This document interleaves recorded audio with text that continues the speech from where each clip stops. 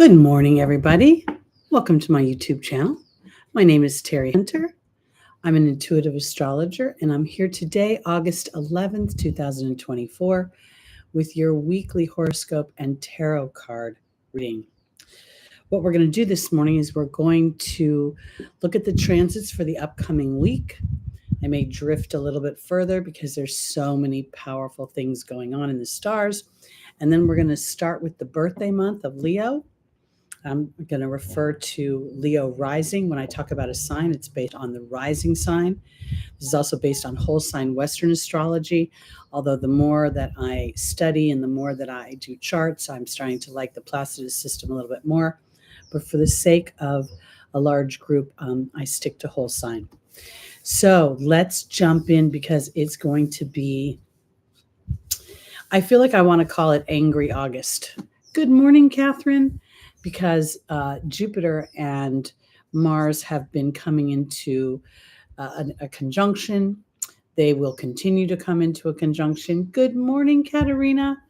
And this is really, I can't really sugarcoat that because it's inflammatory. It's Gemini rules our thoughts, our speech, our everyday communications. It rules democracy. And I just learned that because I was watching the astrology podcast they did about a year ago.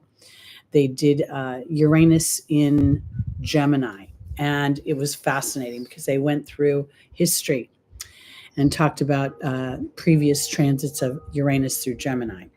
And this is going to come into play more when we go, as the subsequent years show up, but it's starting to reveal itself right now as we see Jupiter and Mars are both in a square to Saturn retrograde in Pisces.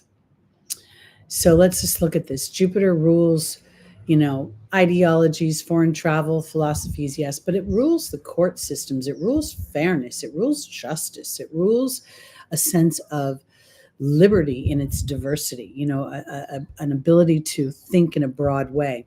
Then we have the sign of Gemini, which is about details. It's about, and I'm going to go, follow me here, because I might seem like I'm darting all over the place, but it's going to make sense. Gemini rules short bits of information, short communications, quick travel. It rules our errands. I think of it as a hustle and a bustle, right? And then we have Virgo is also represented by the Mercury energy. The reason I'm saying all this is Mercury is retrograde right now. It's retrograde in Virgo. It's going to move back into Leo. While Mercury is in Virgo, it's not only the ruler, it's exalted. So now what we're looking for is process. We're looking for sort of an analytical way, a review of what's going on in the Gemini energy. The Gemini energy of Jupiter ruling hierarchy, ruling the hierarchy of education, of, again, this sort of sense of fairness and justice and expansion. Mars is right now very passionate and pissed off. That square to Saturn makes Mars more impassioned, more frustrated with potentially the things going on within your everyday communications with the differing views on the social media platforms. We're in a very heightened time here in the United States. It's affecting the whole world. We see that there is this feeling of growing mistrust in things. And if we look at Saturn being in Pisces, Saturn rules government and authority. Pisces rules deception, fog, things behind closed doors, secrets. So there is this tension that calls for us to each use our powers of discernment, our powers of, sort of looking at things from a more Virgonian type of way, as Mercury is going to go into a yod this week for the second time. That's that transit yod I talked about last week with Pluto and Neptune, with Mercury as the focus. As it gets to 0 degrees, it's exact to Pluto in the quincunx, and then Mercury will be at 29 degrees of Leo, exact to Neptune in its quincunx being the focus. So it's like slowing down, listening to the things that we're hearing. Are they resonating on a deep guttural level? We are teeing up for the Democratic National Convention next week with a whole new candidate, a whole new potential platform for philosophy. And I think this is all in play. We can't ignore this affecting the world stage. And we have a full moon in Aquarius on the day this starts. That's next Monday, the 19th. I did a video on that. And this full moon has a T-square to Uranus. So this is very, very, very important because this illumination of the full moon and its focal point being Uranus is going to be about looking at things again from a humanitarian, a broader perspective, which is sort of echoing back to the Jupiterian energy as it squares Saturn. Now, Jupiter is going to square Saturn 3 times over the next, let's say, 6 months. It's going to do it this month.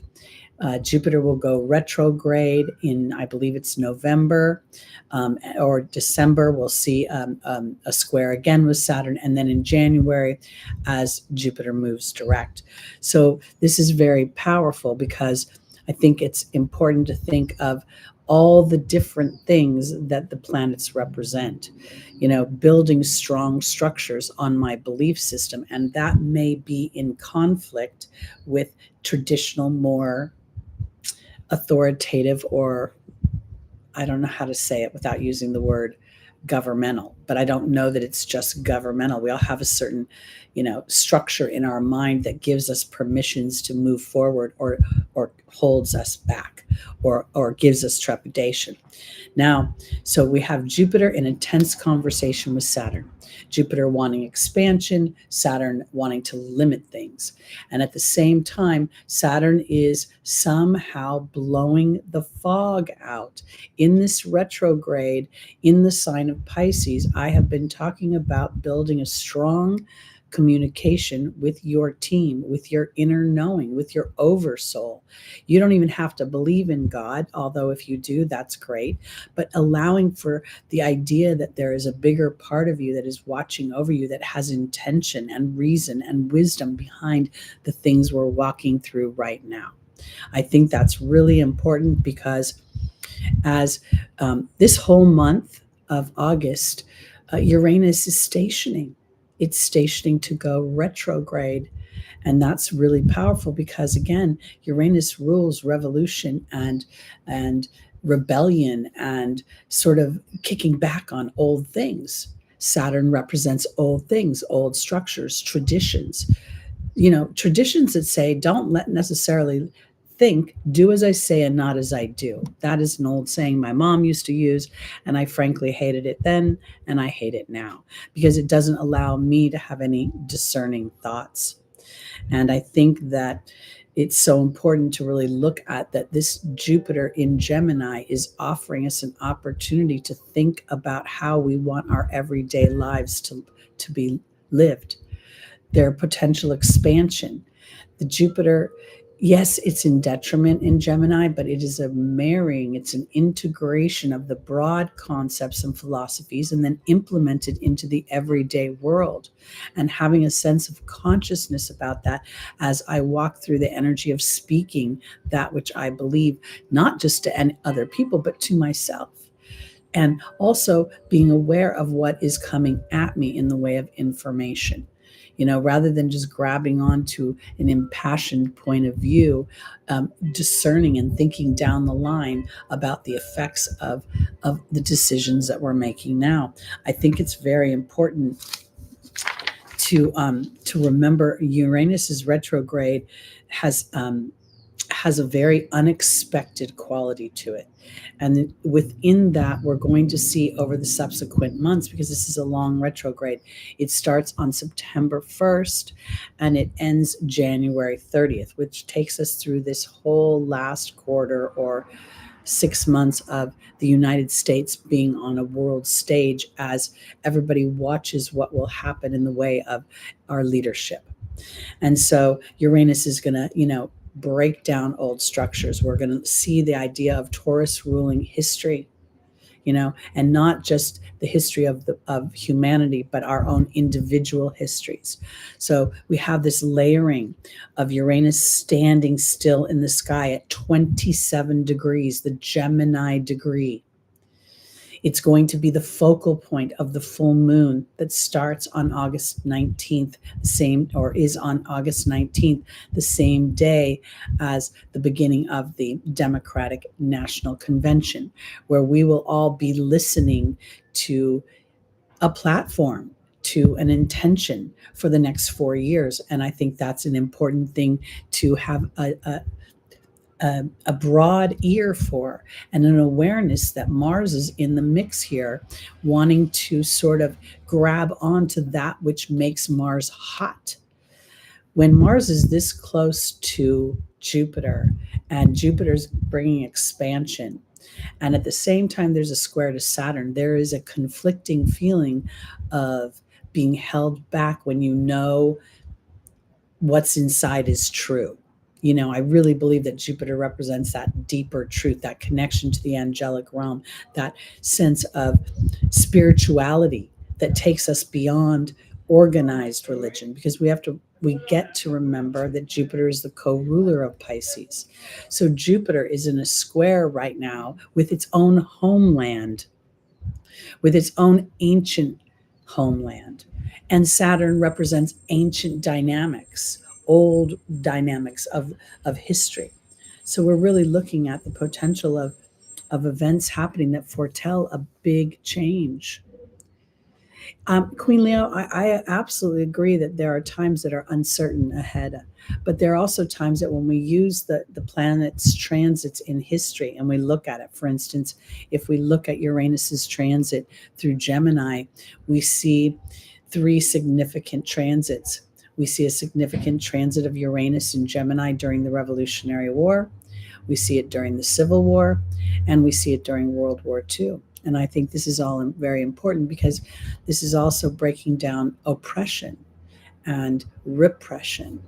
And when we remember that this country was built on expansion, Sagittarius rising, and the expansion of ideas, so we can take this Jupiter in Gemini and sort of layer it onto the idea that it is the ruler of the United States feeling impassioned about wanting to live the democracy or the ideals or the philosophies and broaden upon them. And so I think this is really powerful. Now, while all that's going on, Venus is traveling through Virgo. She's not in her best there. Oh, well, that's not fair to say. She's very practical. She's very logical. She's very of service. She finds her comfort in being uplifting others through service, and she's very mindful here of the earth plane and what it takes to do that. She's mindful of money. She's mindful of process.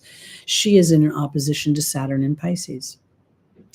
And that opposition is in a square. We have another T-square going on between Jupiter and Mars and Saturn and Venus. So we're looking at females, Venus. We're looking at money, Venus.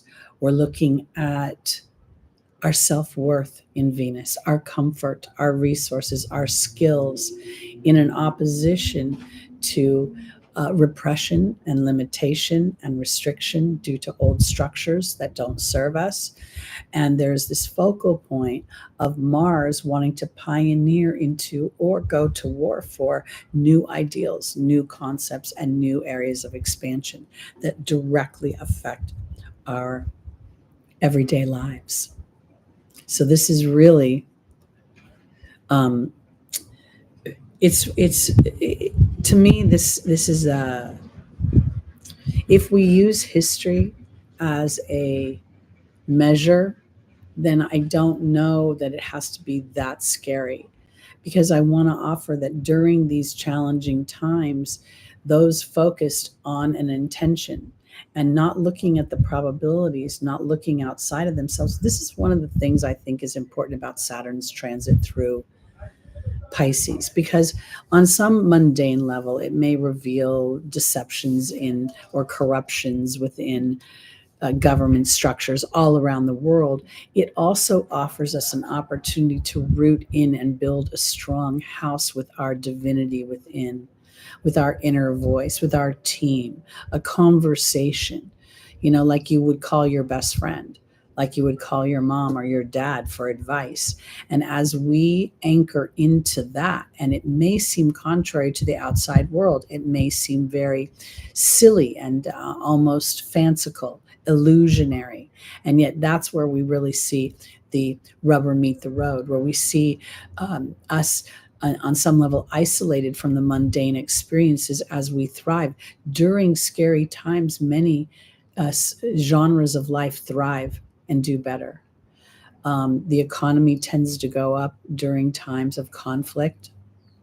People who work in a spiritual realm, counsel, do service to the body, like Reiki or massage, or what we do here, astrologers tend to have an uprise of their clientele during that time rather than a dip. So as we stand sort of in that Uranian energy of being able to be flexible during the unexpected changes and allow our own lightning genius to move us forward, the illuminations that happen during the moon and during these squares, because every square through its tension brings some kind of illumination. Whether we realize it or not, the opposing sides become more obvious.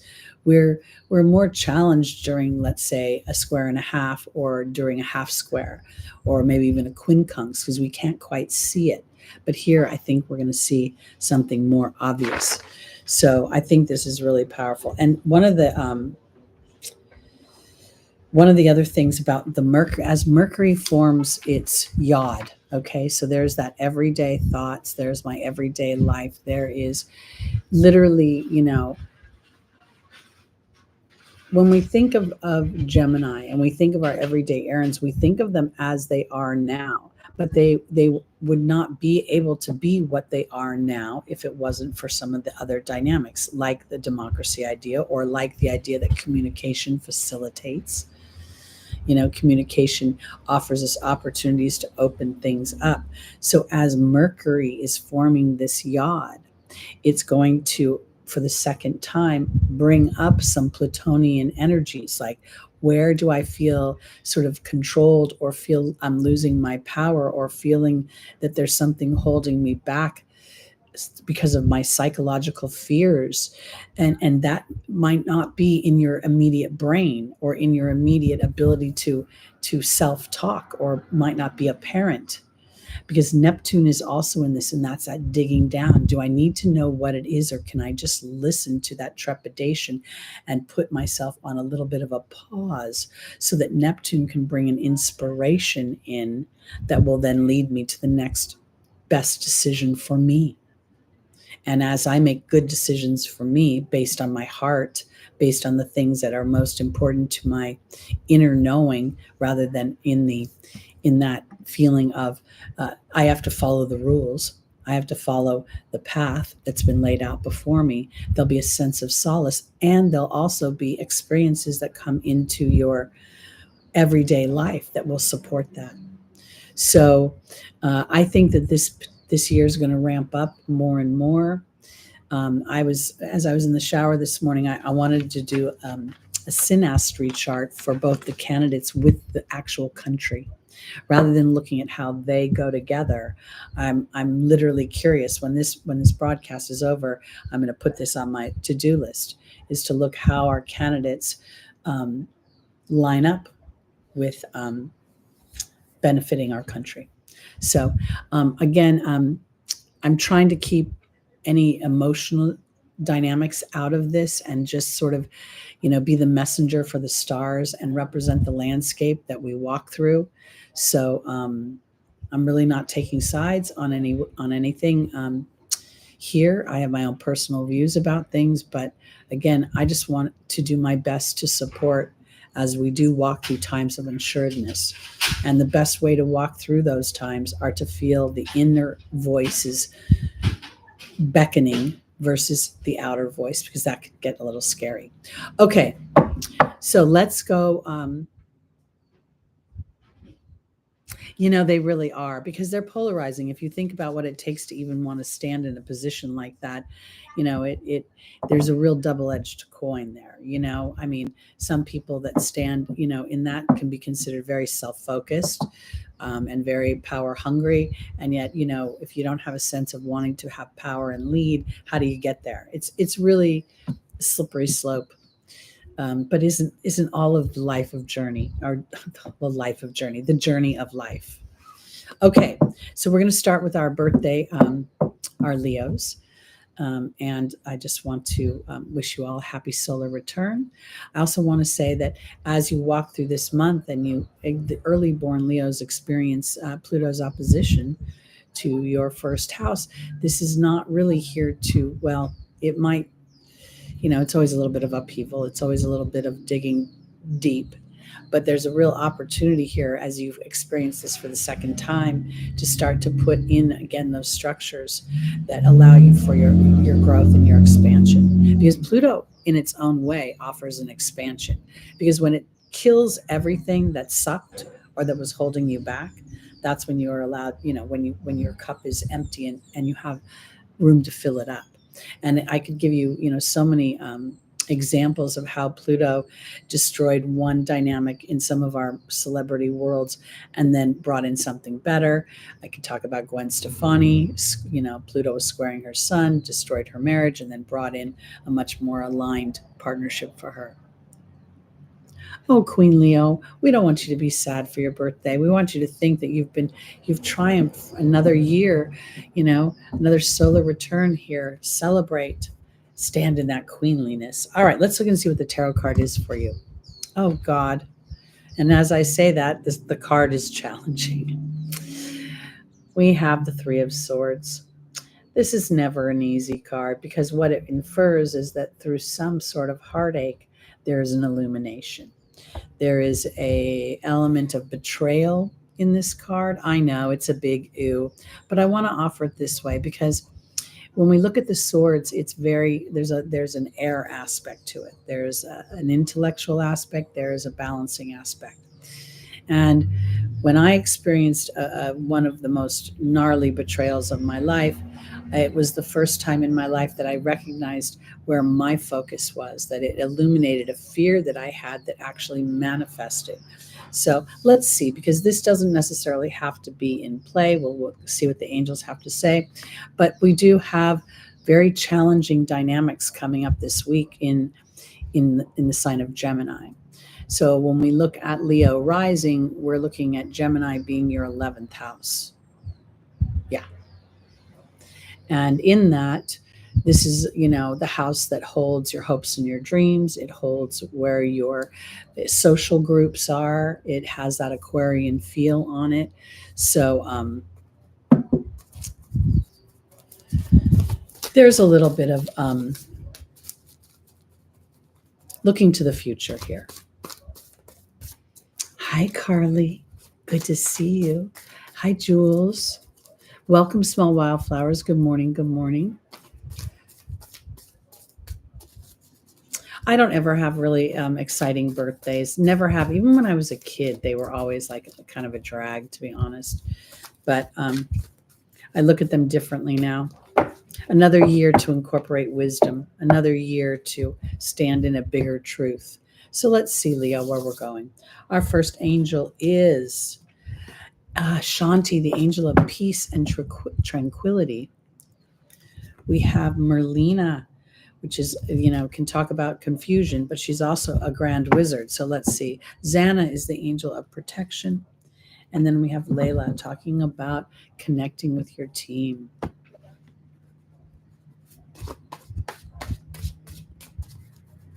The thing about a Leo rising is Pluto is your 7th house when we go into whole sign. And in that, it can change personal relationships, both professional and intimate. Shanti, the angel of peace, is being joined by the cat, which is healthy boundaries, but also another life. Merlina is being joined by Merlin, balance is being offered. The hawk is joining Xana, and the deer is joining Layla. I want to offer this for my beautiful little Leos who represent so much bounty within the zodiac. Not only do you represent the highest form of leadership because the sun rules you, and the sun is now in its sign of rulership. So I want to offer this. This 3 seems as if it's focusing more on an illumination right now. We see the silver lining on the dark clouds. We see the God's light shining through this heart. We see Shanti, the angel of peace, and we see a new life being offered ahead. And I think that has a lot to do with potentially, having some healthy boundaries with people who do not bring peace into your life, or people who might seem, sometimes our biggest challenges are not necessarily with people we feel that we can just disconnect from. There's a sense of history there, and within that history, there's a feeling of obligation and duty, because Merlina is offering alchemy, justice, and balance because she's joined with Merlin. So now we have the man and the woman, and this is the energies of the feminine, the energies of the masculine coming together for balance. And then we see Xana, the angel of protection, and we see the hawk, which is an 11. So there are signs and omens going on that make me feel as if sometimes we experience a heartache, and that heartache on a soul's level, we sort of knew was already going to happen. We sort of knew that we were walking through some sort of play, that the interaction with whoever that was not really a lifelong situation. And yet at the same time, we kind of needed to have this emotive experience so that we could further define what we want. Because here, the deer is about gentleness and diplomacy, and it's a 22, which is the master number of partnership. There's the master number of thought in the form of 11. And I feel as if Merlin, representing a 1, is aligning to what you want. So I put Merlina with that. And while the cat represents healthy boundaries, it also represents a new life because it's an 18, and the 18 reduces down to a 9, and a 9 is the end of one cycle, the beginning of another. Now we start to talk about what we really want. And I want to offer this because there's a authenticity within the Leo energy. And if we even think about the cat, you are the cat. Okay. So I feel as if there is an opportunity for you to stand in a deeper awareness of what's important to you, to stand as Mercury moves back into your first house and goes back to 21 degrees and makes its aspects. You could find yourself really revisiting the things that are important to you, the things that resonate with you, the things that you want, and you may be more willing to stand in a wisdom than you are in being in the midst of it. Now, some of you may be in the midst of a challenging breakup. I can't deny that. But if you are, then I think it's an opportunity to look deeper into the long-term story that you want, whether it be in love or in business or even in friendship, because, we're seeing Gemini is your 11th house, and we're seeing activity there. We're seeing an inflamed activity. So, gentleness, and I want to offer this too because again, these are challenging times, and they could bring us into a little bit of feelings of melancholy, looking back and seeing things in a way that seem, I don't know. We all have our history. I'm the queen of loose pants. I don't even like to wear jeans anymore. I bought 3 different outfits from Free People. They're beach sets, and they all have like little elastic cute pants, and they're thin And they have a matching top, and I love it. I swear I could wear them every other day. Okay, on to our Virgos, rising, moon, sun, and stelliums. Okay, we have the Five of Wands. This is traditionally a card of quarrels, of arguments, of competition. Now, I really got to emphasize this is a very volatile week with Mercury retrograding in its rulership and then moving into the sign of Leo, which rules leadership. With Jupiter and Mars in Gemini, this is, war of words, war of philosophies, war in the neighborhood, arguing, and I want to offer this because people may not straight up argue with you, but they may make comments that inflame you. And I just want to offer this because, forewarned is forearmed. Because if you want to go in and have the conversation, you can. But then, I'd look at the landscape and figure out if you're talking to someone who is actually open to a conversation, or you just be banging your head against a wall. Let's see where we're going.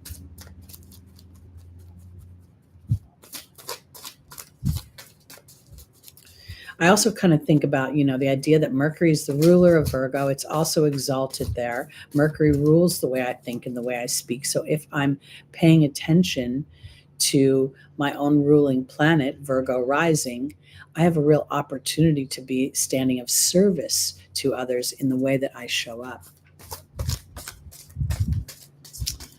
I thought you quit that job, Queen Leo, but I'm glad that your boss came back. Nice. Didn't you quit that job? Okay, here we go. Virgo, rising, moon, sun, and stelliums. We have Ray, your connection to the angelic realm. Desiree, conditions are not favorable right now. Rochelle is talking about following your heart. And Archangel Raphael, the Archangel of Healing, is coming up. We have Ray being joined by the Wealth card. We have Desiree being joined by the Hawk again. We have Rochelle being joined by the Serpent. And we have Archangel Raphael being joined by the Communications card. Okay, so this is all about you, really about, I want to offer it this way because the shadow side of Virgo is to be a little bit of the perfectionist, a little bit too critical, a little bit too wanting everything to be neat and tidy. And we are walking into a time, if we're not already standing halfway in it, and the years ahead, are going to be very transformational. And as we are aware now, we as a tribe have the ability to set up our own individual experiences. Yeah, you might, but pack your gloves, but I don't know if you're going to want to use them, because what's going on is there's the fight with the human beings. And where does your expansion come from? Staying connected to your inner truth. Staying very tight, very, almost like the Siamese twins with your inner truth, because that Ray card is very much about your power comes from your voice and your heart that's connected to the truth. Here is the Hawk telling you people are going to be very human this week. And the thing that's going to be so shitty, pardon my language, is they're going to be judgy. They're going to be, that Jupiter is going to be entitled, and it's going to be all like, I know better than you. You're an idiot because you think this and I'm right and you're wrong. This is not going to be fun. And this is not going to stop just this week. It's going to continue on. So now the Hawk is asking you to rise above the situation, to truly look at, like, is it worth going in? I don't really think it is. I don't really think it's a time to go to battle. And I want to offer this too, because I can't help, more than ever, I've been feeling the smell of emancipation and the years that ensued for this country that I live in. And this is the time when brother was against brother was against father, family was against family. What does Gemini rule? It rules our childhood, our siblings, our everyday interactions. So the reason I say this for my Virgos is because I just think that this is really Spirit is saying, hey, Rochelle's like, come from your heart. Serpent is about knowledge and healing. Healing is a balance between two opposing things. So when we have this awareness that, You may disagree with me, and I may actually think you're an a-hole for it. But if I don't go to war with you, then I'm standing in my truth. Because here is Archangel Raphael saying, your communications, the way that you show up, the way that you process, the way that you stand in Switzerland in neutrality, in the give and the take, is where the healing comes through that process. And I want to offer it this way because I don't think it's for anybody else on the outside. I think it's for everybody on the inside. It's sort of one of those things where, you have a disagreement with someone and someone gets so flippin' hot that you can't even believe that they went so over the top. And you go, well, at least I didn't go over with them. That's the best I think we can hope for right now, to be honest with you.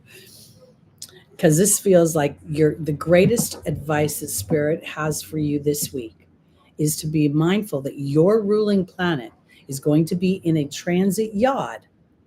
Okay? It's going to hit what date is that? The 14th this week.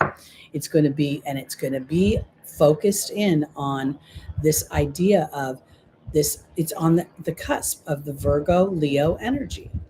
And it's in a yod with Neptune and Pluto. Pluto's power and control. Neptune is deception, illusion, lies.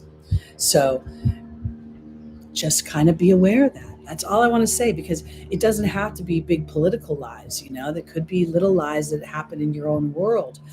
And I think that the best way to take care of it is almost to whatever reaction that you have that makes you want to, either argue or go to bat. Before you do that, connect with your team and you'll be more influential in how you show up, at least for yourself, because there's a balancing to be offered. Okay, here we go. Onward and upward into these transformational times. No, really, it is so. I think we're in the pre part of it. I think we're going to look back in 2024. It was going to be much calmer than the years that come ahead. When Pluto moves into Aquarius and Neptune moves into Aries and Uranus moves into Gemini, they'll all be in a conversation. They'll be in a sextile. And I think that's really powerful because sextiles they're harmonious aspects. So the change is for the better. The change that we're walking through will be more spiritually aligned to understanding contrast and balance and abundance. But it's hard to break old structures. All right, here we go. On to our Libras, rising moon, sun, and stelliums. And if justice does, this is your card. Literally, this rules Libra. So here we're talking about fairness. We see the scales of justice. And while they're usually depicted in an even way, they're very rarely even. They're always in a state of flux. So let's see where we're going. Because your ruling planet, Libra, rising moon, sun, and stelliums, will be in a T-square this week with Saturn. It will be opposing it, and then we'll see it, Saturn and Venus, both focused in on Mars and Jupiter. So let's see, because this could have to do with the feminine aspect. It could have to do with money, partnerships,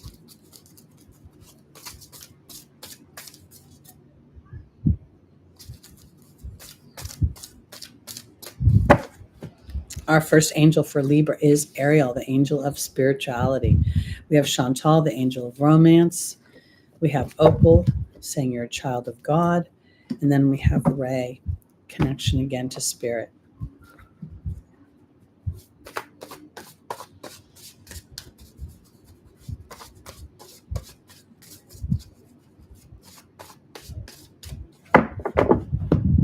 Ariel is being joined by the king. Chantal's being joined by the water fairy. Opal's being joined by the forgiveness card. And Ray's being joined by the bee card. This is very interesting. So the king, while it refers to male energy, it also refers to things pertaining to the law. And there we have the justice card. So I really do think that while I could, with Libra, you always want to go to partnership. For some reason, I don't necessarily think that's true today. I think this has to do with justice, things pertaining to the law and the law of spirituality, the connection to the angelic realm, the connection to the divine laws of the universe. I know that which I focus on creates. I know that when I focus on an astrology chart and I'm working on it, I literally, my reading schedule gets quieter, and I see the ebb and the flow of that, because I think for my Libras that this is not about romance. When I look at Chantal, I think this is more about the things that you love, the things that give you a sense of balance and justice, a sense of feeling like an authority within your own life. Chantal and the water fairy is a 28, which reduces down to a 10.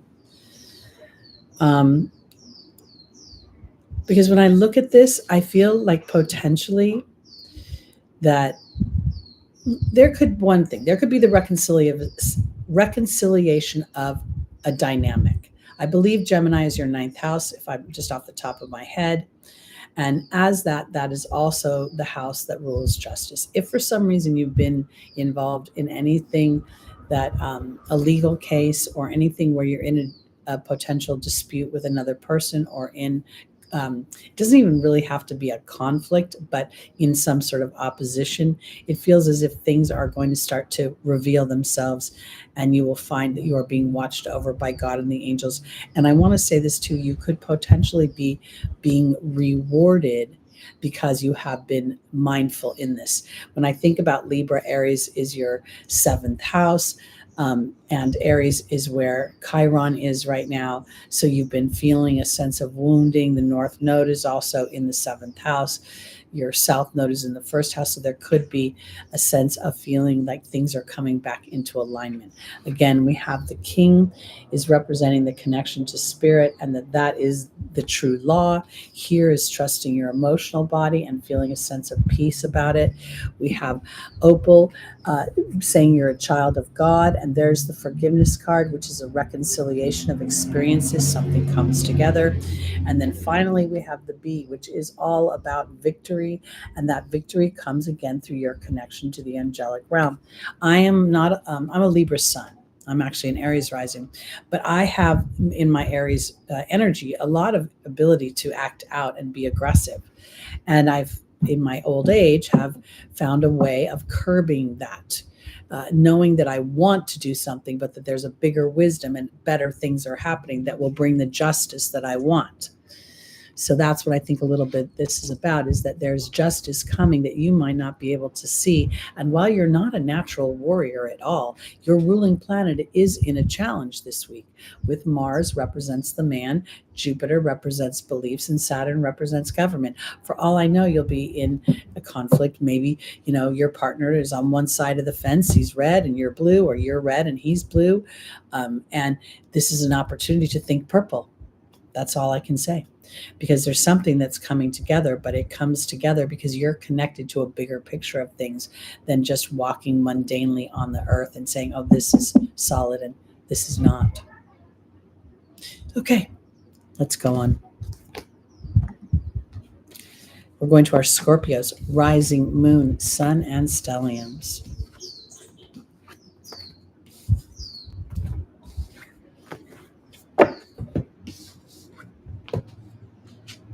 Ooh, this is a fun card. The 10 of Pentacles.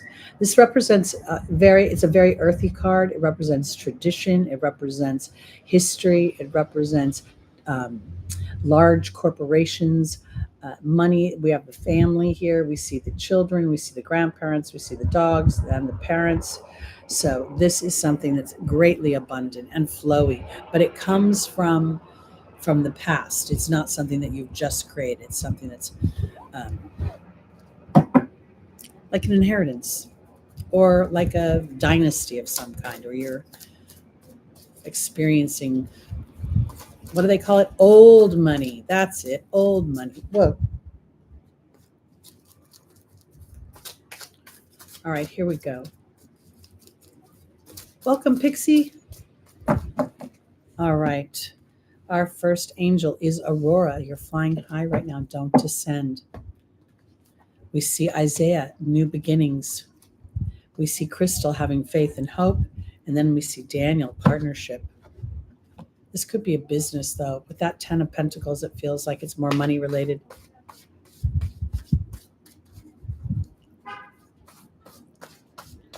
We like it, the flow of money.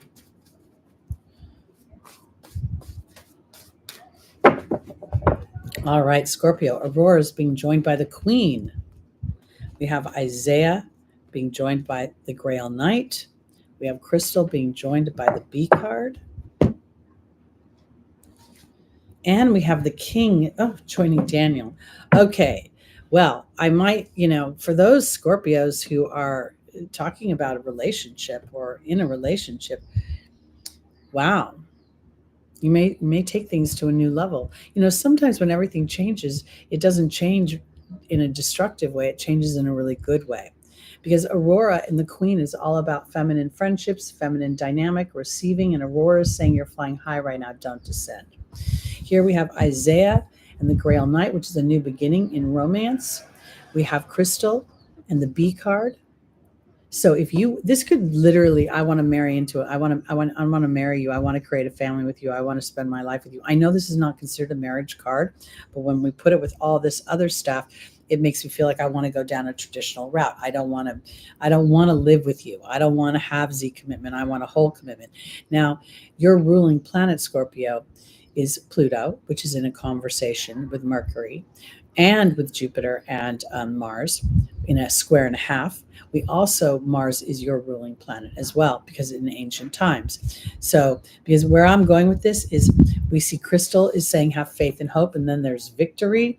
And then we have the angel of history and marriage in the form of Daniel, and we have the King. I have a couple. So I know lots of you Scorpios could be of an age where you have no interest in getting married or you have no interest in partnership. So if that's the case, then something is coming to you that would be almost like the law of the universe is bringing something to you that you have been focused on, you've wanted, you've been holding in a sacred space. So two things. For single people, literally something could come up. I mean, I don't know, maybe some people will get engaged this week, which would be completely like a blow mind with all these squares. But at the same time, the world doesn't stop just because, there's stuff going on on a governmental level. But here, this feels like hold fast for what you want. Things are in process, if nothing else. Aurora talks about not descending, because if you descend into a human way, we've been together for this long and we should get married, and then your partner's been planning a surprise and you get all grumpy about it and you don't know they're trying to plan a surprise for you. Something is telling me for my Scorpios, hold off, don't react. Sit back, because if you're not in a partnership and you want to be in one, there's the potential that something new is coming. There's the potential of taking a partnership that's already in place and taking it to a new level. There is the potential, if you are not of childbearing years and you're building business, that you could be starting a partnership or create a collaboration with another entity that brings more money into your experience. Whatever the case is, something is coming into a place of collaboration of some kind. Man and the woman. And it has a historic feel to it, meaning that there's something about the dynamic that is either aligned because you have an awareness of this person or this entity or this dynamic, or you've come into a karmic situation where a choice is being made and you have an opportunity to trust a deeper truth within. It's interesting because there's a feeling of old and new within this dynamic. So the old would be the concept potentially, or the dynamic, and the new might be the players. So we don't want to bring an old thought process and overlay it onto. Now we're in a Mercury retrograde. We want to remember that.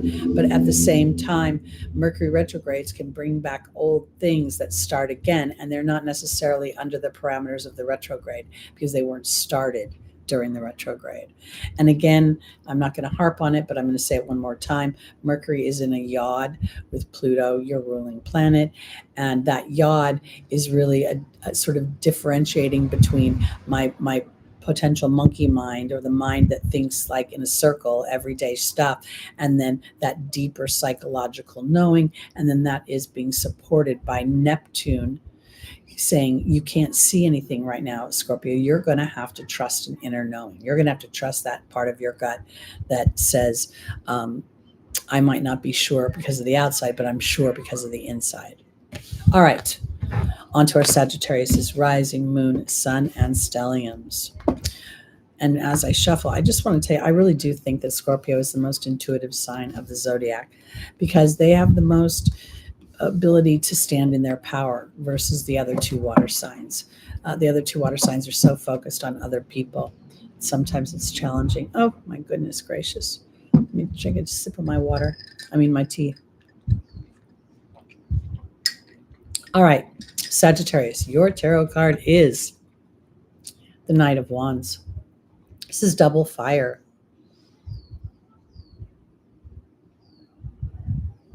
Good, because inner dialogue is really what the universe listens to as well.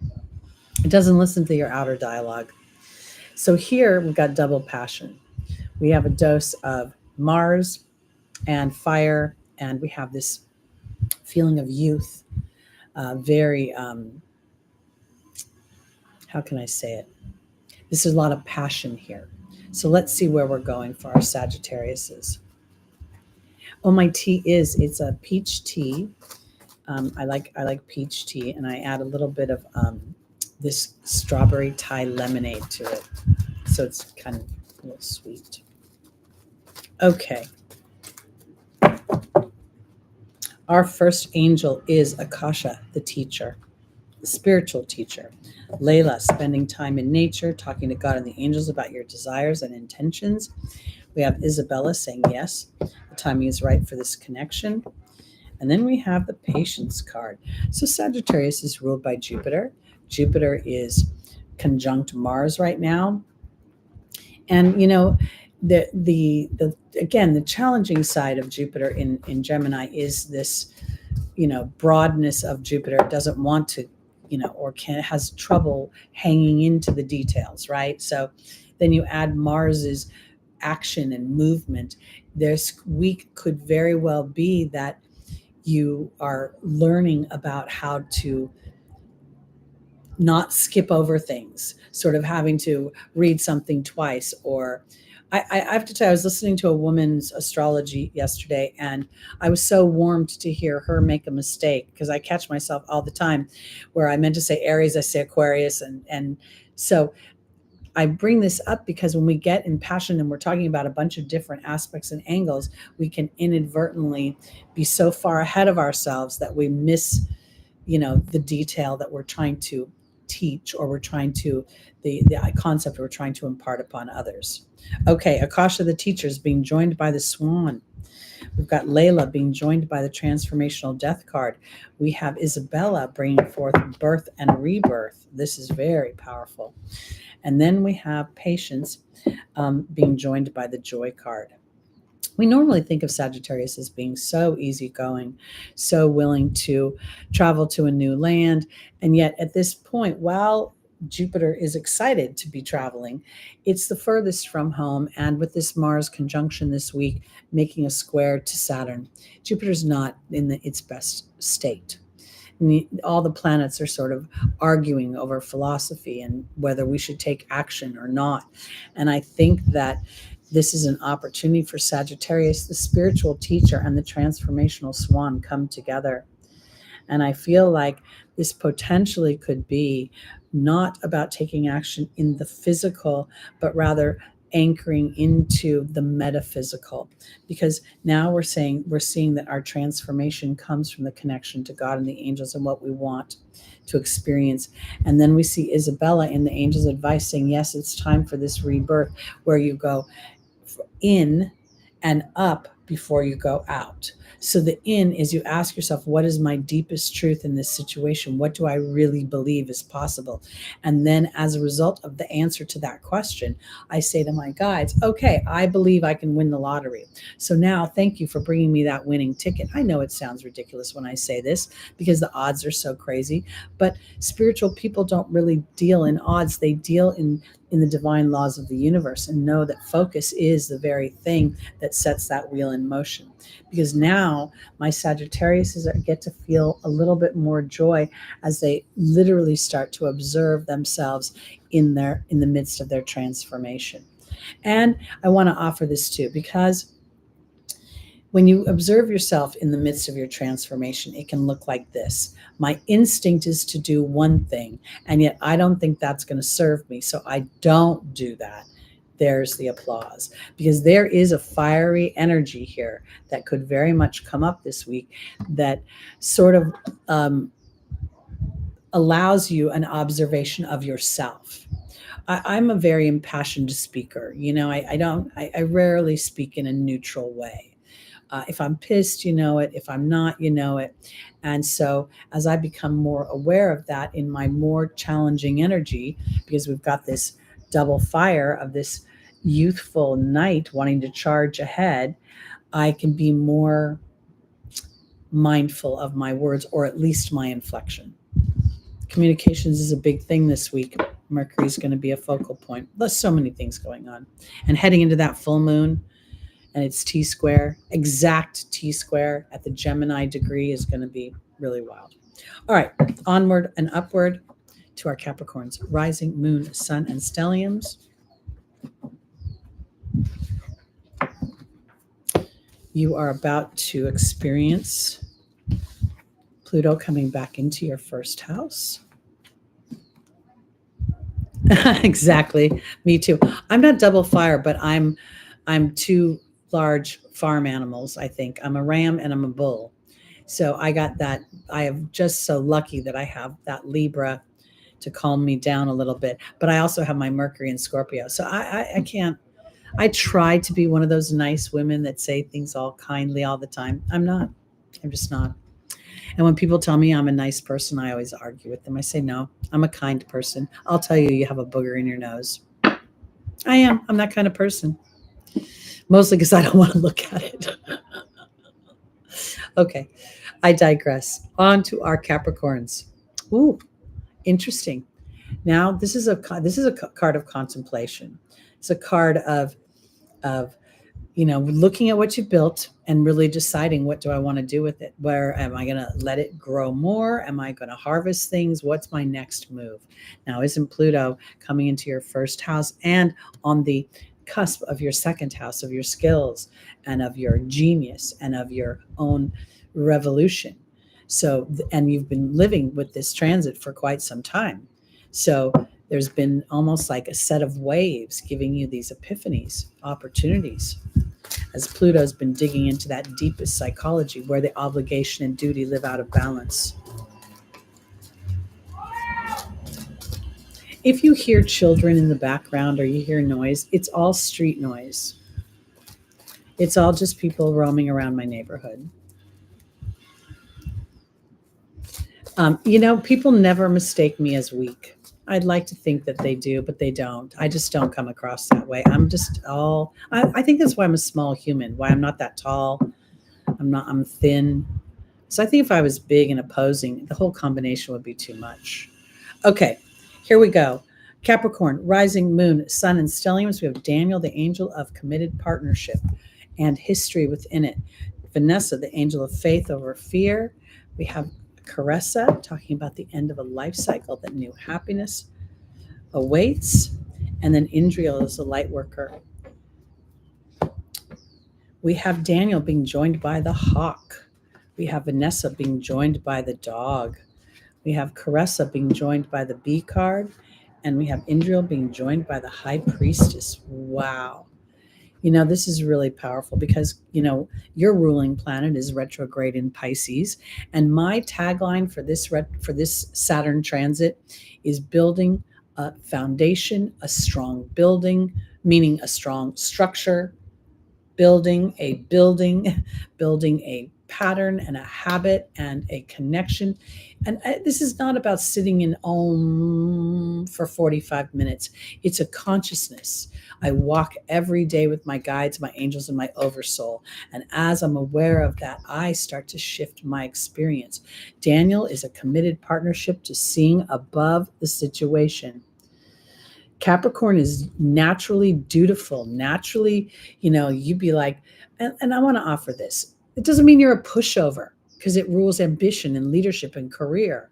But at the same time, Daniel is talking about some sort of history. So I'm saying, look at you're contemplating the history you have had in your committed situations. 7 is the number of the Libra energy. So we're looking for balance here.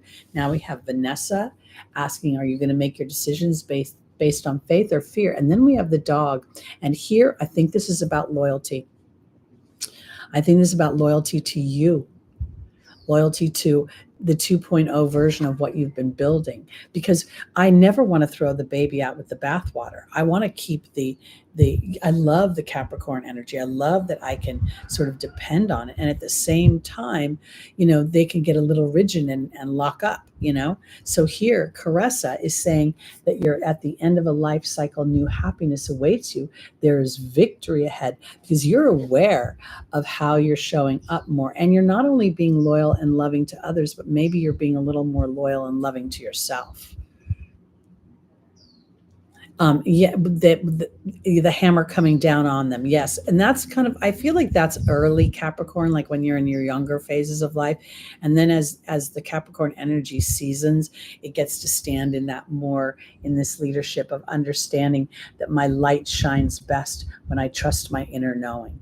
When I allow for myself to assess a situation, to look at history and then rise above it, to be loyal and to be faithful to my own inner knowing. Because as I do that, I become more victorious within my life experience.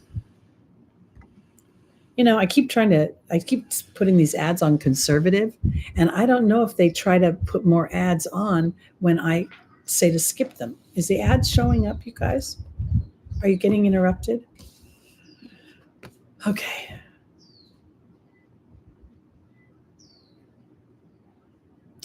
Yes, exactly, Small. I think so. I'm trying to get them, I put them on conservative and I try to get them not to, but you can't turn them off all the way. Okay. On to our Aquarius, rising moon, sun, and stelliums. Oh, good. I like to have non-interrupted experience. Okay. Oh, this is so nice for my Aquarius. Look at that, self-satisfaction. And this is not about anybody else. This is all about you. And the focus is on those cups and how well they are lined up and what it took to get them that way. And I think that this is also calling forth that now that you've got all your cups in a row, now there's to looking to the future as to what to do with those cups. Let's see. Now we know that Pluto's going to move into your first house. And the first thing everybody talks about is the deconstruction, right? But I want to really offer this, that all the awareness that you've been walking through Aquarius as Pluto moved through your 12th house, the 12th house that represents your ancestral history, the history of your soul and its interactions, its beliefs, its dynamics. And if indeed they were restricted through that Capricorn energy, then this could be where you feel that sense of self-satisfaction, is the awareness of self and how important it is to stand in balance for the self in order to be to live a happy life. It sounds kind of like I'm always saying, just worry about yourself, just worry about your own happiness. But the ripple effect is what I think about. The ripple effect, if we're happy, and if you think about it, when you're in happier phases of life, you become like a magnet for other people. And that's often when you're not in a relationship, you've done something personally that you feel really excited about, and then opportunities start to show up. Well, Jules, that's going to bring up some sort of opportunity to rebirth yourself from old bad patterns or old challenging patterns. That's what we look at the South Node as, a challenging point. It doesn't necessarily mean it's always challenging, but humans like to look for problems. So in astrology, we look at that South Node as a toxic, a place where something has to be lost. And yet it's a very spiritual dynamic, because when we lose the material, we go and we look to God and we start to expand the spiritual. But what we're doing here on this channel is promoting skipping that step. I'm going to have my South Node is 3 degrees of Aries. So right now Neptune is floating around that. At the same time, about a year and a half from now, Saturn and Neptune are going to be conjunct my South Node. And I've thought about it. Am I going to lose Lucky? Is that when he's going to make his transition? But I'm not going to go there just yet. I want to transform that idea as thinking that Saturn's going to bring that strong structure. Neptune's going to bring my more of my intuition, and my South Node is going to kick in those good habits I have from the past, because I have been aware of my habits, and I have been actively and intentionally working with my team. So am I going to tether myself to that old dynamic? I am not. I'm all for AA, but it drives me crazy when somebody's been sober for 25 years, 5 years, 10 years, and they still get up and they claim themselves as a holic of some kind. I feel like that we're not giving any life to the transition. We're talking about satisfaction here for our Aquariuses.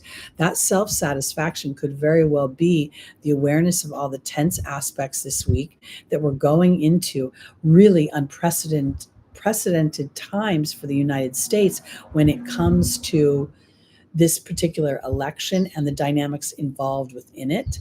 And we are very inflamed. And if you act to trust your heart, you could walk away from that feeling better than other people experiencing the same exact thing. All right, let's see. First thing is Sonia, connection to your team. Then we have Archangel Raphael, the healer, the balancer. Archangel Gabriel, the communicator. And we have Aurora saying you're flying high right now. Don't descend, because you will soon inspire others.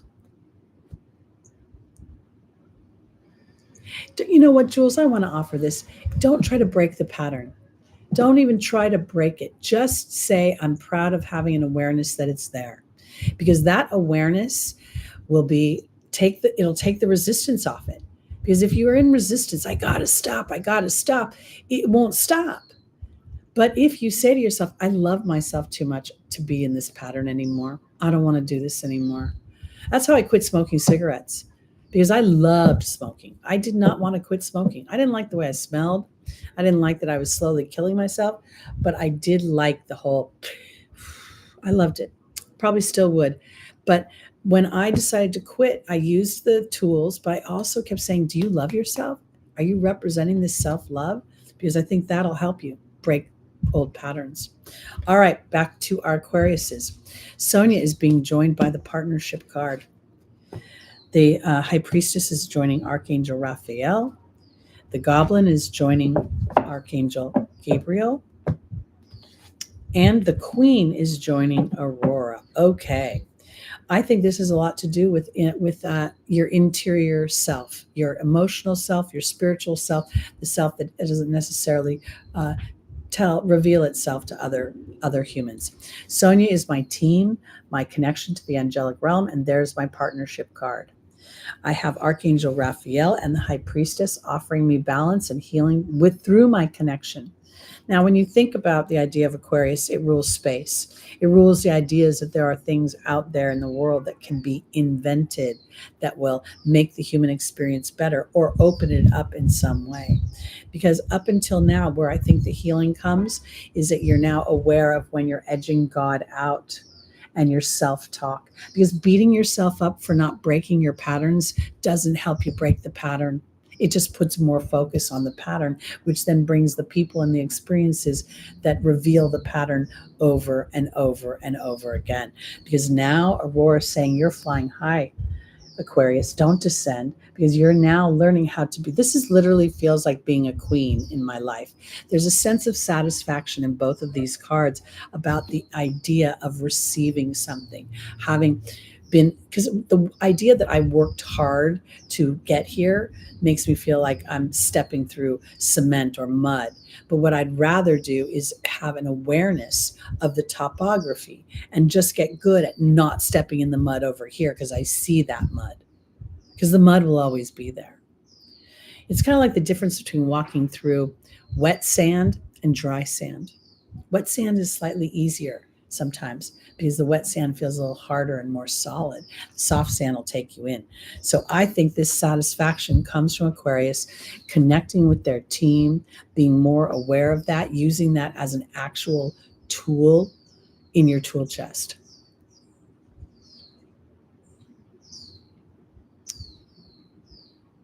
Well, I don't know what the genre is, because if it's interacting with another human, that's kind of difficult because you're commingling energies.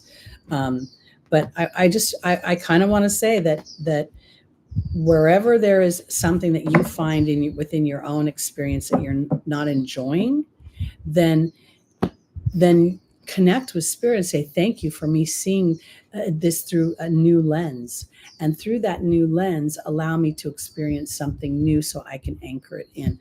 I used to be in this, you guys probably remember, I used to be in this huge battle with the hotel, right? And I used to, like, every day I'd stare and see naked people, or people smoking joints or cigarettes, or peeing on the corner, all sorts of gross, disgusting things when that hotel first came. And that's what I thought it was just a disgusting thing. Then I stopped staring at it, and then all of a sudden, I wasn't seeing naked women coming out of the patios anymore, and it got quieter. And I realized that I was participating in my frustration. So when I chose to say, okay, the frustration is there, but I can turn and look over here because I can't do anything about that right now. And that's what started the actual shift, which then started me to believe that this was a good way of being in order to have other things take care of my problems for me.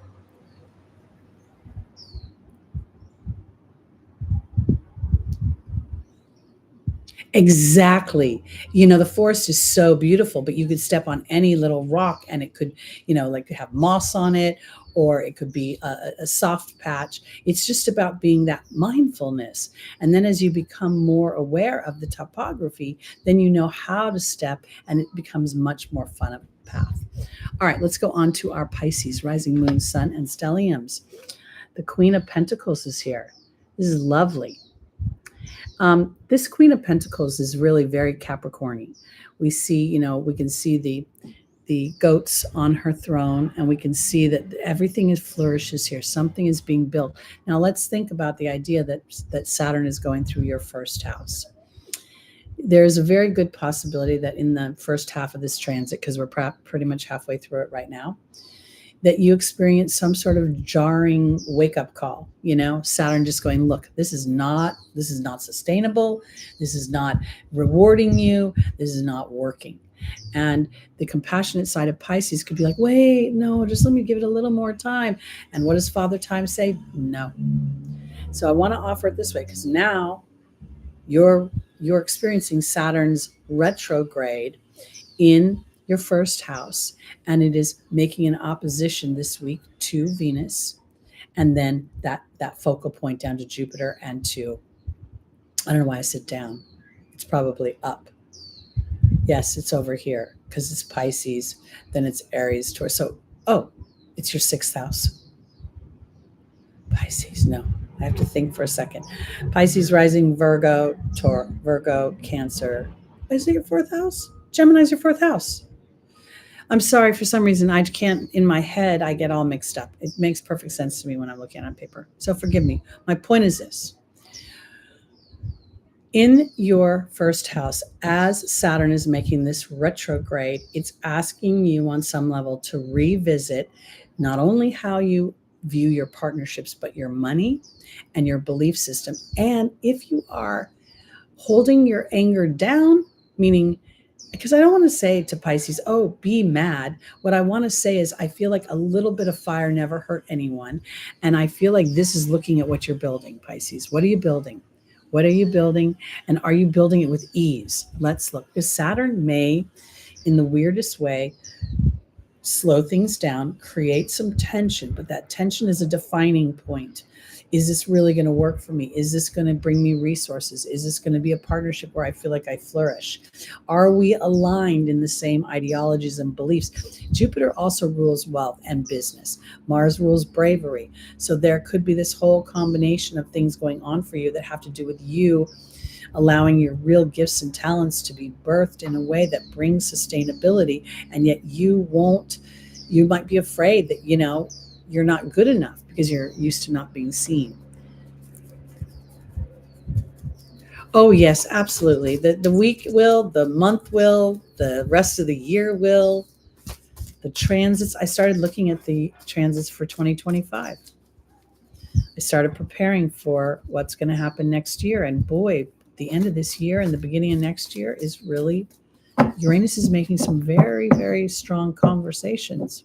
All right, let's look and see, Pisces, where the Queen of Pentacles is looking and wanting you to build something sustainable. We have Crystal, have faith and hope. There's more on the horizon. We have a new job in the form of Celeste or a new home. We have Seraphina, which is bringing more happiness to your family, and straight up abundance for my Serena. It's all about abundance. We like that. That might be, I want to offer this because if that tense moment between Saturn and Venus creates something like a bill, your car breaks down, something you didn't see costs you money, just kind of try to think of it as an opportunity to step into that abundance of, if it comes, then the money will arrive and it will go out. I try to do that, but sometimes I get myself mixed up.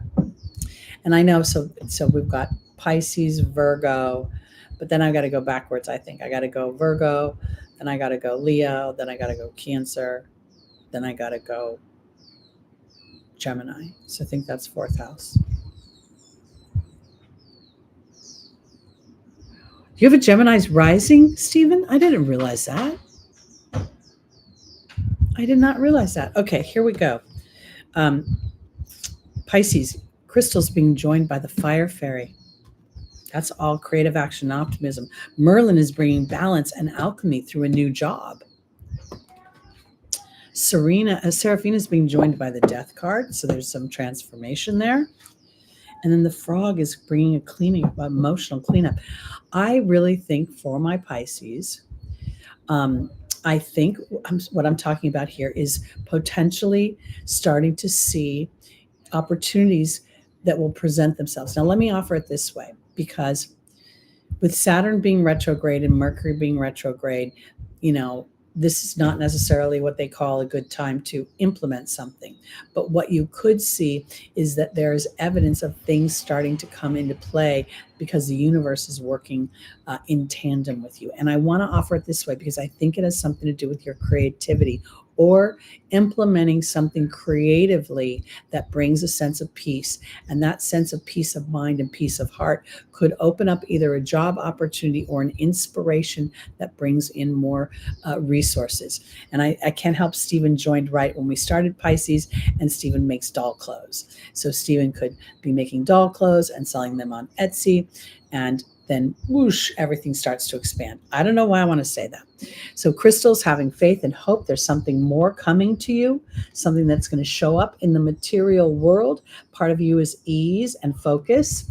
And then we have Crystal, or the Fire Fairy, saying to be optimistic and to be allow for your creativity.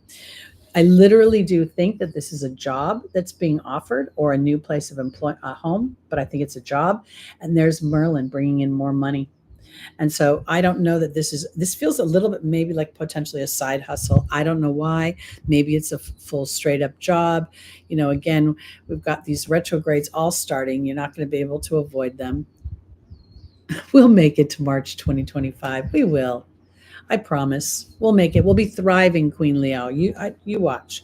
Here, Seraphina is saying that there's a transformation into the family, and I think that for some reason I feel like this is now speaking for maybe coming from that place in your heart that's more childlike and allowing that, children believe that they can be superstars. They can be, you know, Buzz Lightyear, and they can, do anything that they want to do. And it isn't until the human starts to live with adults or the child that we start to erode that, because Serena is talking about abundance and the frog is talking about an ease in your mind.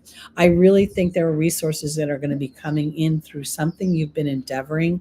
It feels like something creative. If for some reason you've been looking for a new job that's more aligned to your heart, then you have an opportunity coming, and your work at this time is to stay aligned to that with ease. Note the little bunny, okay, very prolific energy with the Queen of Pentacles. Something is coming into the earth plane. She is the combination of water and earth coming together, which water feeds the earth and allows things to grow. Okay, on to our Aries, rising, moon, sun, and stelliums. And I can do that chart off the top of my head because I am that chart. You'd think after all the years of doing this that I'd be able to be a little bit more good with that. Okay, here we go. Okay, Aries. This is the Hermit. It represents Saturn. We see Father Time. We can represent a little bit of a cold period, a quiet period. It offers reflection, that offers illumination. It also rules a sign of Virgo and work and health. So let's see where we're going with this. Your ruling planet is near Jupiter right now, in your third house. Bob the Builder, I like that. Whoa.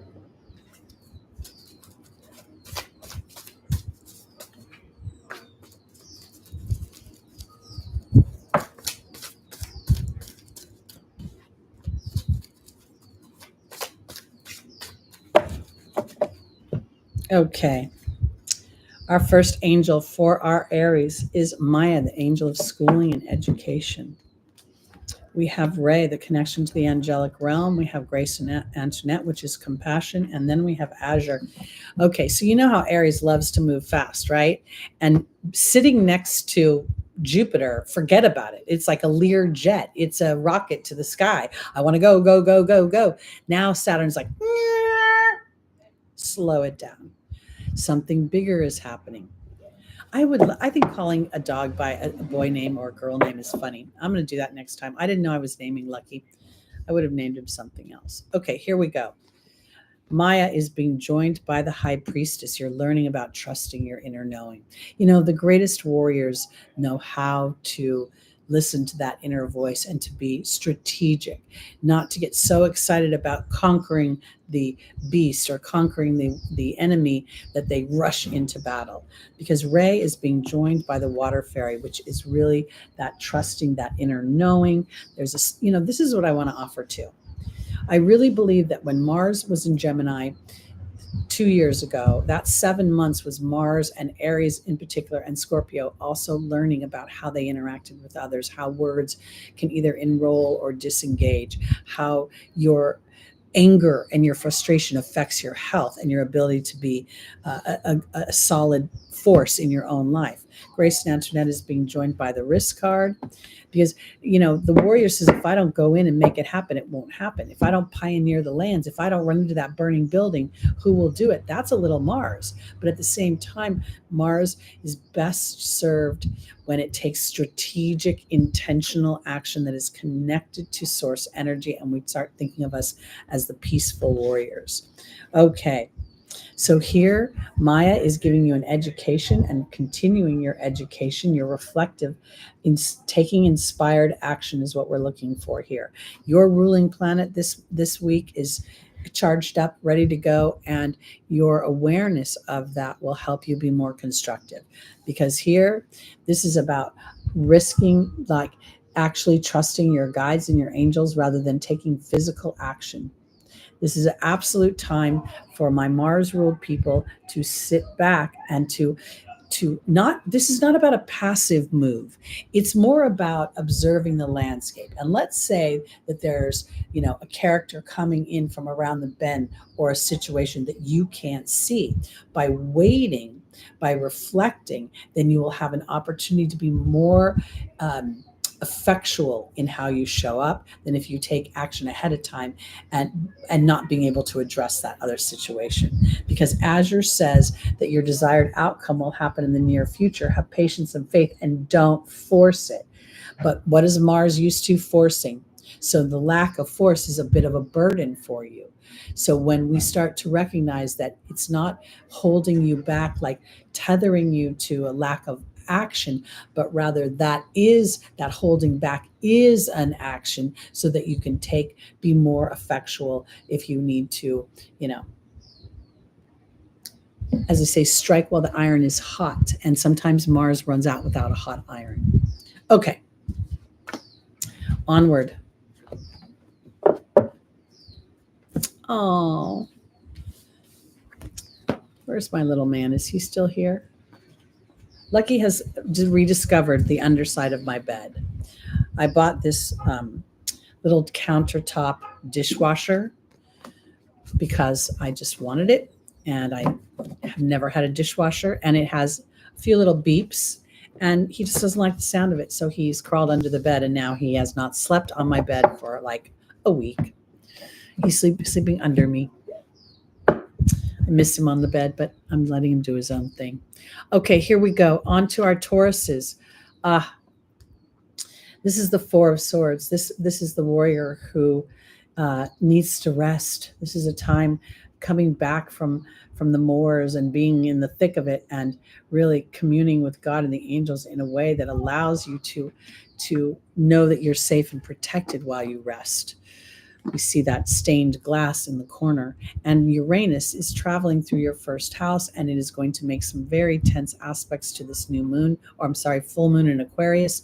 If you haven't seen that video, please check that out, because there is, the signature is just a little bit of unexpected upheaval and potential liberation or awareness of where I'm being repressed. All right, let's see, Taurus, where we're going with this Four of Swords. Daniel, the angel of partnership and history. Archangel Michael, in this sense, is about courage to make change. Isabella saying, yes, the time is right to make change. Uranus offers change. And Crystal is saying, there's more that you can't see. Daniel is being joined by the cat. Archangel Michael is being joined by the love card. Isabella's being joined by the serpent. And Crystal's being joined by the partnership card.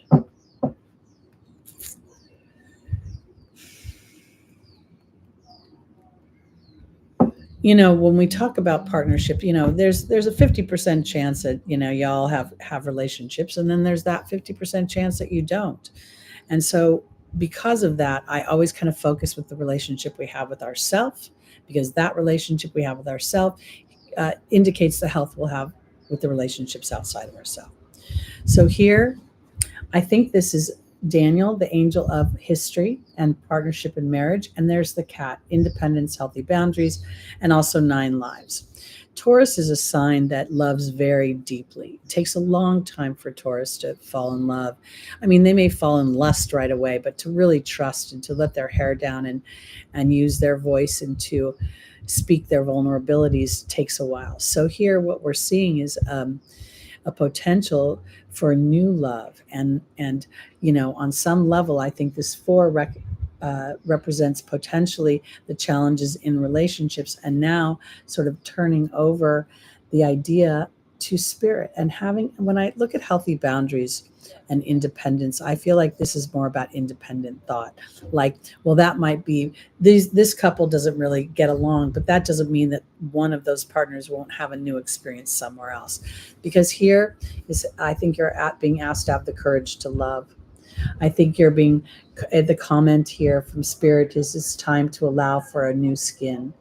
And if for some reason Uranus brought unexpected changes to your life, your home life, your love life, The South Node not long ago was transiting through the sign of Scorpio, which is your seventh house, and that might have brought an erosion or some sort of loss or removal of something, because here is having faith and hope and partnership again. And I want to offer it this way because I want to kind of open it up a little bit for my my Tauruses, because Uranus is offering liberation from some kind of oppression, some kind of something that feels as if it's holding back the full expression. And while it's transiting through your first house, that's the full expression of self. And you naturally rule a sense of history. So there's a possibility that this relationship is not necessarily an intimate one, but the relationship you have with your childhood, with how your parents raised you, with how they supported you. And if they supported you, fabulous, and yet you don't, maybe they've crossed over and you can't have that access to that, you're having to call upon it within your inner knowing, yourself. And I say that because I feel like this courage and the love thing is about looking at a broader picture or broader possibilities, a new life of some kind.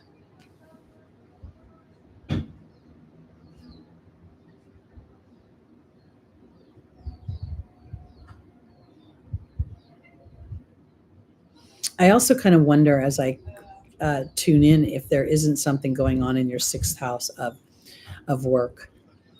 You know, that might be something that would be, you might be feeling a shift there, and an opportunity may be coming for you to exercise your talents and your skills in a way that doesn't offer security that you can see with your eyes. And you'll have to trust your heart a little bit. I think it's an exciting time for Taurus. And at the same time, it's a little bit scary because it's very unknown. There's a real deep sense of having to dig into my inner knowing and not use my brain. That could be the square between Uranus and Mercury this week. And that's going to grow next week or get tighter.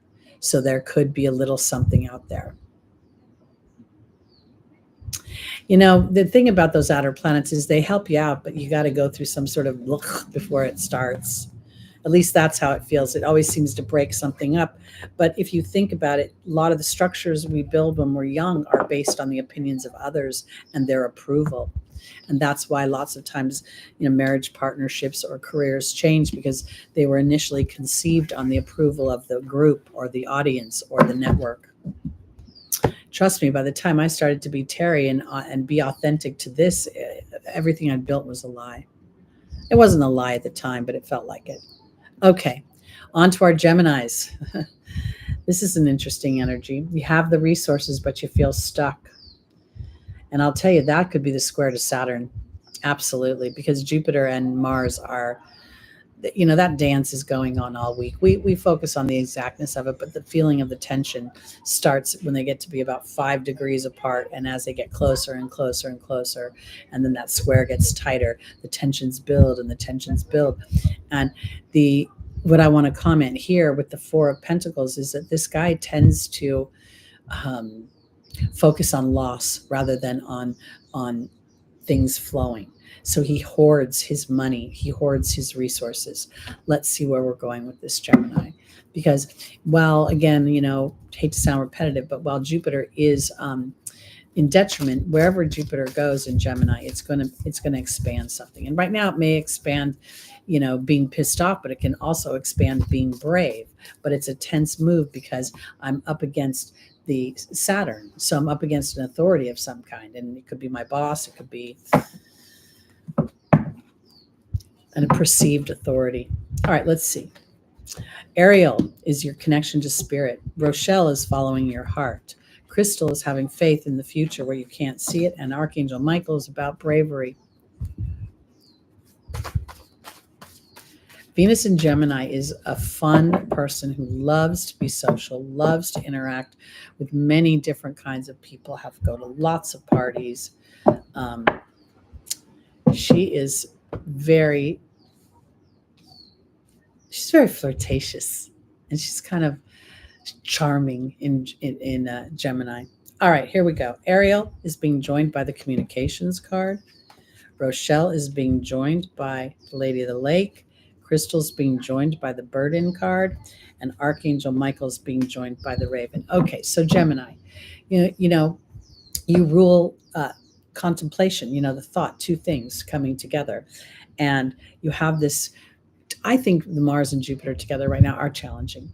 I don't think they're playing nice because of all the squares. I think that there is a frustration growing. And I think the best way is to be brave enough to continue your connection to spirit. There's a little part of me that says, an awareness of your monkey mind. Your ruling planet is in that transit Yod for the second time this week. And that focal point of the Yod is a finger of God giving you an opportunity to look at how you think and not throw everything you think away, but to think that, do I have enough information? Am I allowing my everyday life to get in the way of what I really want to experience? I'm going to be 65 in October, and recently I decided to buy some unnecessary cookware. Do I have cookware that will suffice? Yes. Is it old and decrepit and not of my liking anymore? Yes. Could I think, I should save money? No, I would rather say, if I'm not going to enjoy something, when am I going to start to enjoy something? At what point in my life will I allow the abundance in? Because here, this feels like a communications deal.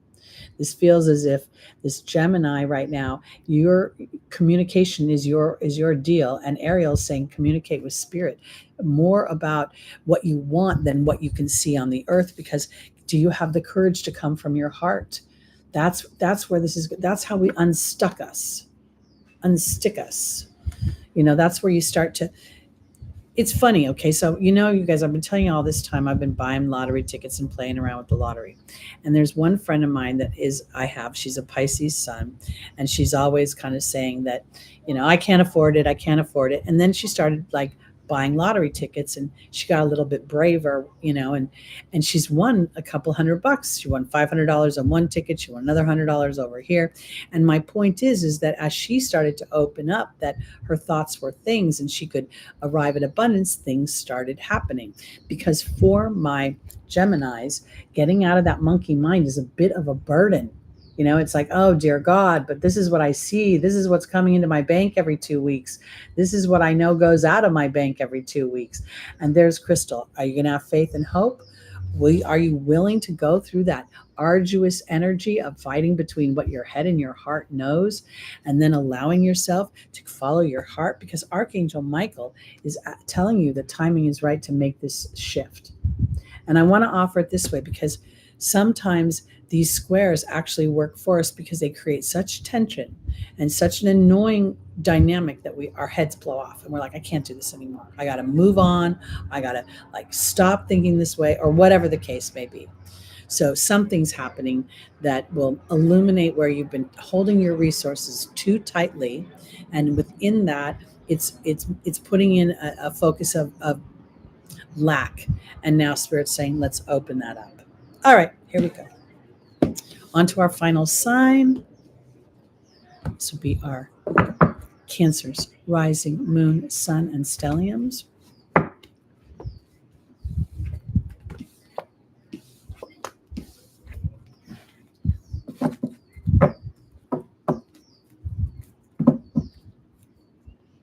That would make me sing a song, Queen Leo. I'd be going, we are family. I got all my sisters with me. Okay. Oh, love this. Cancer. We have the angels and the card of victory. The Six of Wands indicates being off to the wars and coming back victorious. There's celebration. There is a feeling of accomplishment. Let's see where we're going.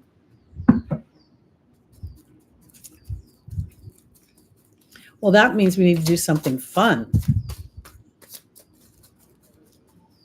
What's fun for you, Queen Leo? Because you rule fun. I just think throw spaghetti against the wall. Especially the more frustrated you get, the more is a good time to go do something that makes you laugh. Or you can always go to a rage room and beat the hell out of something. That kind of helps. All right, here we go. Cancer, your first angel is Serena, the angel of abundance. Then we have Isabella saying, yes, the timing is right. Fiona is saying, now that God and the angels have asked them for help, be open to receiving. And Ariel is a connection to the angelic realm.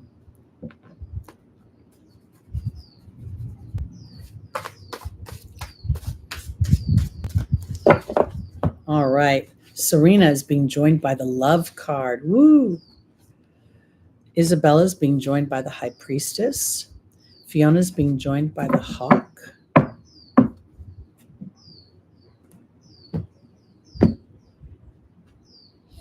And Ariel's being joined by the deer. I want to offer it this way. Yes, I love that. I'm open to receiving. I like to say this. This is my affirmation that I used to do. I'll tell you all so you can borrow it. I used to say, I am a harmoniously wealthy, financially free, spiritual healer and teacher. All of my needs are met and provided for at every moment. Money comes to me easily and often. And then I go on to say I'm enjoying mutually beneficial client appointments. But those kind of phrases, put it in the present, because if you're open to receiving, you haven't received. Money comes to me easily and often. That's the way you go. And literally start loving on money. I really want to offer this. My Cancers are such loving people. They're such providers, such nurturers. The more you nurture yourself, the more that you can heal others. And I think this is about an attitude of receiving. I think that as we look at the Six of Wands, while it represents victory, we have not gotten to the celebration yet. We're still traveling through the town and so there's an awareness of the victory, because here is now this to me feels like this abundance comes from your connection to your inner knowing. The Cancer rules the moon. The moon rules the emotional body, which is the body that connects most to the universe. The universe doesn't really listen to your words. You can say words. It listens to your attitude underneath your words, your inflection, your deeper truth. Because Fiona is saying, now that you ask God and the angels for help, be open to receiving, because the signs are there, and that is here. To me, this makes me feel like the signs are you haven't gotten back all the way to the castle yet. We don't have the wine out yet. We don't have the food out yet. We're still traveling, but the signs are there. So be gentle with yourself, Cancer, as you start to look at the world as telling you, right now, we see so much stuff on social media about inflation, about inflamed this and the cost of that. And it could feel like all our personal resources are going like this. This may be true on some level. It is very true. I see it when I go in the market, but I also am under the school of thought that spirit, as I align to my bounty, my abundance, and that it's always going to be a flow for me. I don't put a number on it, because if I put a number on it, I'm limiting it. All I know is everything I want, it comes and then it goes, and it comes and it goes, and it will all be there on my focus. That's what I want for my Cancers. Your victory comes in your ability to be serene, so that the things that you love start to infiltrate your experience effortlessly. And through that lack of effort, you represent the greatest nurturing energy you ever could.